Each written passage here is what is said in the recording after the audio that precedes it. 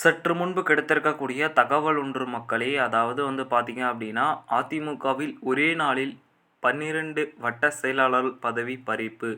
EPS எடுத்த முடிவு. இதை பற்றி நாம் பார்க்க போகிறோம். பார்ப்பதற்கு முன்பு நம்ம சேனலுக்கு நீங்கள் புதிய பார்வையாளராக இருந்திருந்தால் சப்ஸ்கிரைப் பண்ணிட்டு சேனலில் இணைந்திருங்க.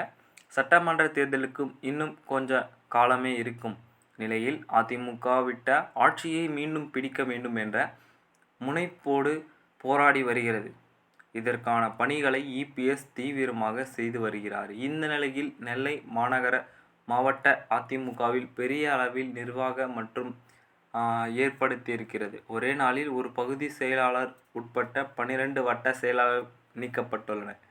அதன்படி பலை தெற்கு பகுதி செயலாளர் திருத்து சின்னத்துரை உள்ளிட்டோர் பதவியிலிருந்து நீக்கப்பட்டு புதிய நிர்வாகிகள் நியமிக்கப்பட்டுள்ளனர். வரும் சட்டசபை தேர்தலை கருத்தில் கொண்டு இந்த அதிரடி மாற்றத்தை அதிமுக பொதுச் செயலாளர் இபிஎஸ் செய்துள்ளார் என்றுதான் கூறப்படுகிறது. ஏனென்று பார்த்தால் இதனையடுத்து மேம்படும் விஷயமாக 12 வட்ட செயலாளர் பதவி பறிப்பதற்கான காரணம் இன்னும் கூட ஏன் என்று தெரியவில்லை. ஆனால் இதனை கருத்தில் கொண்டு இந்த 2026 சட்டமன்ற தேர்தலுக்கு என்ன வேண்டுமானாலும் மாறலாம்.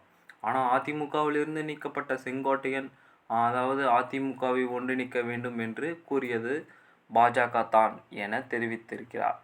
பாஜக கூறிய பிறகு எடப்பாடி பழனிசாமி சந்தித்து அதிமுகவை ஒருங்கிணைக்க வேண்டும் என்ற 6 பேர் பேசினோம் என செங்கோட்டையன் கூறியுள்ளார். மேலும் அதிமுகவை ஒன்றிணைக்க வேண்டும் என தன்னை அழித்து பாஜக தான் என்று கூறியுள்ளார். செங்கோட்டையன் எடப்பாடி பழனிசாமிக்கு எதிராக செயல்படுவதால் இதனையடுத்து செங்கோட்டையன் டெல்லி சென்று அமித்ஷாவை உள்ளிட்ட பாஜக தலைவர்களை சந்தித்திருக்கிறார். இதனையடுத்து நாம் பார்க்கும்பொழுது எடப்பாடி பழனிசாமிக்கு 12 வட்ட செயலாளர் பதவியுடைய பறிப்பு எதற்கான காரணம்? அதாவது இபிஎஸ் அதிரடியாக ஒரு முடிவு எடுத்திருக்கிறார். 2026 சட்டமன்றத்துக்கு ஜெயிப்பதற்காக என்ன வேண்டுமானாலும் செயல்களை செய்து கொண்டிருக்கிறார் என்றுதான் எதிர்பார்க்கப்படுகிறது. பொறுத்திருந்து பார்ப்போம் என்ன மாதிரியான நிகழ்வு நடக்கப் போகிறது என்று.